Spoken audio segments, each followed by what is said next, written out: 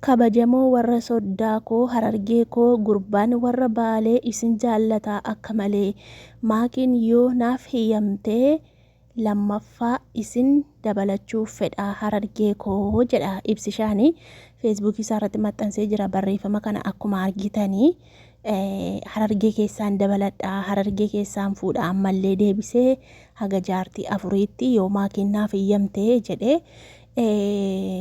asirratti kan hin jedhu waan dabalatu tokkoyyuu hin qabdu jechuudha. Maaliif jennaan maakiin afursii caalti shugguxiidha. Sanarraan sibiileedha baqa shugguxii miti sibiileedha. Sibiila jechuun jabaadha. Nama jabaa wayitii jechuudha. Kanaaf wanta dabalatuuf hin qabdu jechuudha. Akkuma jaallattetti taa'ii jechuu kan kanaachi ijoolleen arsiisitti duulu. Maaliif jennaan koomentii isinii dubbisame dhaggeeffadhaa. Waan jedhan koomentii irratti koomentii isinii dubbisee saniin booddee isinuu yaadatti kennattu jechuudha.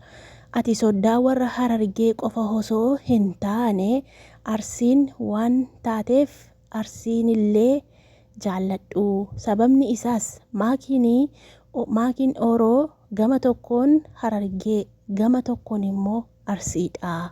Saniifiyyuu ibsishaan jaallatamaan kabajamaan keenya arsiislee jaallachuu qabaa akkasumas immoo harargeelee jaallachuu qabaa.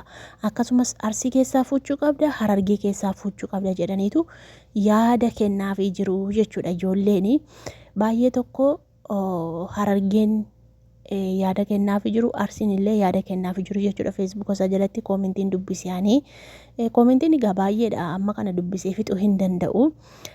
Ana asirratti kan hin jedhu shugguxiin sibiileen jaartii hati jettu kana nan dabaladha jettu kana harka kuma meeqa caaltii jechuudha. Harka meeqa caaltii jechuudha. Isheen sibiileedha. Nama homaan dhageenya.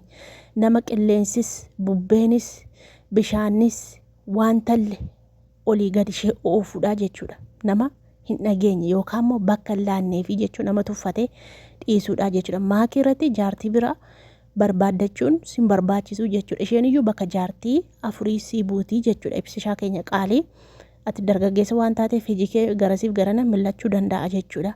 Mee maakuu shaalaali gaafa geemii taphattu muka sibiila dhugaa rabbiin abbaan fedhe dhufee biratti raacheen isaa ta'u abbaan fedhe dhufee biratti haa taphatu waan hin taane haasa'anii muka jechuudha.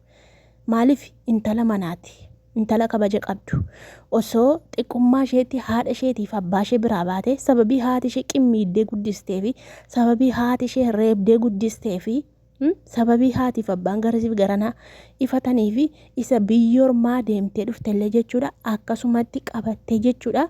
Gaafa dhuftee mana kiraayii fudhattee mana kiraayii keessa teessu amala ishee akka durba manaatti jechuudha. Mataa ishee gadi qabatte yoo baatee sirbite yoo baatee dubbatte tuktuukii irra baate malee akka biyyaa mandara keessa deemtee akka biyyaa bakka keessa deemtee akka biyyaa shiishaa xuuxxee akka biyyaa caatii bitattee qaamtee isheedha guyyaa tokko asirratti dhufee shiishaa xuuxu argitanii beektu tuktuukii irratti isheedha guyyaa tokko qaamoo argitanii beektu mee tokko immoo laala. Kaayiroo keessa qofa jiraachuu miti durba biyyaa baatee dalagaan hojjenne mee laala waan isheen gootu jechuudha. In argitu waan ta'eef argaa jirtu. Akka isheen itti gaafa isheen liifii waraabdu maaltu biraa qoqa hin otossitu hin saabdu maakii biratti argitanii maakiin jechuudha. Akka waan haatiif abbaan mana keessa jiraniittitu teessi jechuudha. Amala ishee gadi qabatte yoo sirbite yoo dubbatte tuktuukii ishee irratti baatee dubbattee deebiti. Kan kanaachi isinumaa wajjin liifiirraa wacaa oolti isinumaa wajjin liifiirraa dubbachaa oolti hin rafti hin kaati ani irratti ishee waa nyaattu iyyuu hin beeku an dhugaa rabbii anaa nyaatu biyyeen. Homaayyuu nyaattu natti fakkaata yeroo kamuu waa godhattee waa nyaatti. Liifii seentii hin baati hin rafti. Maleessa biyyi bakka keessa fandalala olii gadi fandalalu sanaa miti jechuudha. Maakii jechuun nama cimtuu, nama jabduu, nama gootittiidha jechuudha. Namni tokko ijoollee harargee keessaa jechuun sababii isheen amma geemii qabatte irratti olola adda addaa oofaa jirtu. Dubbii waan wal hin fakkaanne fiddanii wal fakkeessitanii haasoftu jechuudha. Isinii galaa? Maaliif garuu? Kun hundaa maali? Inaaffaa. Maalu caalte harargee keessa kutaan biraa qeeqaan jiru maakii kutaan biraa arrabsaan jiru maakii harargee keessa isaanii warroonni harargee keessaa maaqii qeeqanii warroota isheetti naafuudha. Inaaffaa warroota qaxii kuteedha malee amma ijoolleen shamarrii harargee keessaa baay'ee tokko jaallatti maakii tokko kan amma tuktukii kanarra nama tokko bakka namuma tokko kan tuktukii kanarra maakii arrabsu waan itti naafteef waan maakiin ishee caalteefitu arrabsitii jechuudha. Waan maakiin immoo gad deebitee taraa kana deebisneefitu calluma jettee isheen ilaalteefitu amma sirra deddeebitee arrabsiti. Yoo maakii arrabsite malee bi'uun isheen deemu kaa maaltu ishee daawwata. Maakii nama cimtuudha, nama feemesiidha, nama jaallatamtuudha. Uummata biratti xiqqaa guddaa birattis xiqqaa birattis nama jaallatamtuudha. Yoo maakiin arrabsin eenyutu laalare sanaaf tuffattee dhiistee bukkee darbitee jechuudha maakii. Amma ijoolleen shamaraa tokko dhugaa rabbii hedduu maakii jaallatu. Harargeema keessa taa'anii hedduu maakii jaallatu, hedduu kabajuu, gaafa ishee argan illee hin boo'u jechuudha. Ijoolleen dhiirotaa tokko si akkasi. Amma kan maakii arrabsu tokko isuma fandalcha isuma intinii fuullisaa fuula jabbii fakkaatu tokkotu arrabsa malee namni bakka sheeppii isaa eeggatee qirsii isaa eeggatee maal jedhee namni arrabsu hin jiru jechuudha Harargee keessaa. Warrootuma itti naafan maaliif garuu inaaffaadha kun hundaa. Jibbaa osoo hin taane inaaffaa maaliif nu caaltee, maaliif bareeddee argamtee, maaliif bakka guddaatti heerumtee, maaliif nu dhiistee saba biraatti heerumtee waan jedhamuufitu inaafanii jechuudha. Heerumni carraadha. Osoo carraa keessan ta'e argachuu dandeessu, fuuchuu dandeessu jechuudha. Kuni carraadha.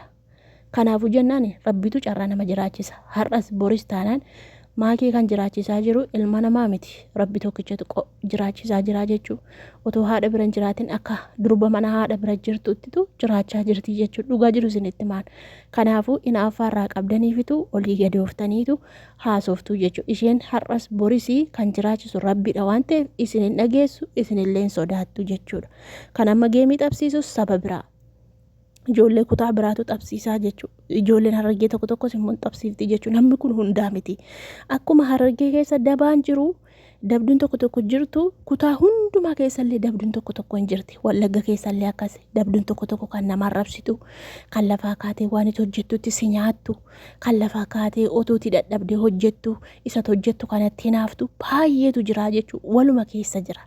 Saniifuu jennaani an akka mataa kiyyaatti maakiin itti aartee iddootti kennite irraa haasa'u irraa dubbachuun qabdu jechuudha. Bakka tuffattee yoo isheeniste isaaniyyuu deebi'anii irraan dubbatan.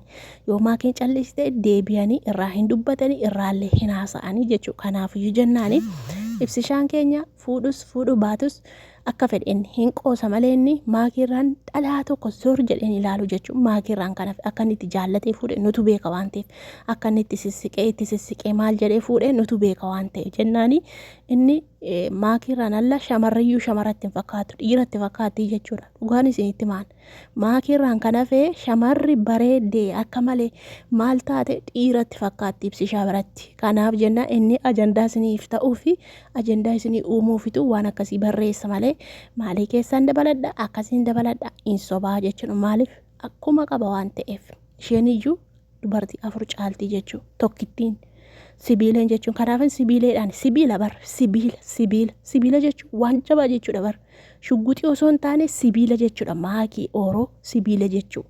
Akka Oromoo keenyaatti nu boonsitii jechuudha. Dhugaa rabbi akka gandummaa osoo hin taane akka Oromootti nuti isee qabna jabduu gootittii kan hin sodaanne kan ija barbadaa kan dubbattee baafattu kan dhossaa hin beenne kan namatti naafaa hin beenne kan jiraachuu namaa malee jibba namaa hin beenne kan yoo namni rakkate bira dhaabbatu isee malee maal qabna. Rabbiin ammallee umurii ishee dheeressu ibsishaallee rabbiin umurii isaa dheeressu rabbiin nagaa fayyaa walitti isaan haa naannessu. Nuti kana qofa barbaanna nagaa ta'u warri ishee jaallannu ishee kabajnu isallee jaallannu isheellee kabajnu jechuudha. Walitti isaan tokko ta'uu jaallannu du'aa gochuu fi qofadha. Akka rabbiin walitti naannessu akka rabbiin iddoo tokkotti walitti isaan fidee jaalala isaanii ijoollummaa kanaan walii wajjin dabarsan kanuma feenaa jechuudha. Rabbiin ammallee umurii dheeressuuf rabbiin ammallee isaan milkeessuun jedha kanuman jedha waan biraan qabu nagaan turaa galatooma.